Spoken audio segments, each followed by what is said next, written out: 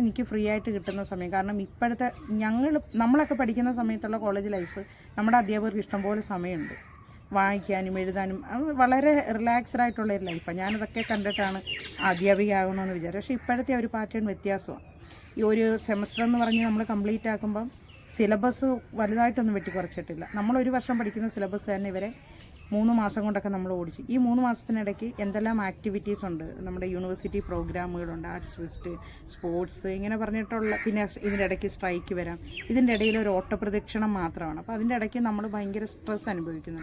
മാത്രമല്ല കോളേജിന് ഇപ്പോൾ സർവകലാശാലയ്ക്കൊക്കെ ഓരോ ക്രൈറ്റീരിയ ഉണ്ട്. ഇപ്പോൾ ഓരോ കോളേജിലും കുട്ടികളെ കിട്ടണം എന്നുണ്ടെങ്കിൽ നമുക്ക് നാക്കിൻ്റെ അക്രഡിറ്റേഷൻ വേണം. അപ്പോൾ കുട്ടികൾ അഡ്മിഷൻ എടുക്കുന്ന സമയത്താണെങ്കിൽ ഏറ്റവും കൂടുതൽ പ്രിഫർ ചെയ്യുന്നത് നാക്കിൻ്റെ A++ ഒക്കെ ഉള്ള കോളേജ്. അപ്പോൾ എല്ലാ കോളേജുകൾക്കും ഈ A+ഉം Aയും ഒക്കെ വേണം. ആ ഗ്രേഡിന് വേണ്ടിയിട്ട് അവിടെ ഉള്ള അധ്യാപകർ എന്ത് ചെയ്യണം, ഇതേ രീതിയിൽ കുറേ ഫയൽ വർക്ക് അത് ഇത്. അപ്പം പണ്ടത്തെ പോലെ അന്നത്തെ അധ്യാപകർ ആസ്വദിച്ച ഒരു സമയം നമുക്കിപ്പോൾ ആസ്വദിക്കാനില്ല.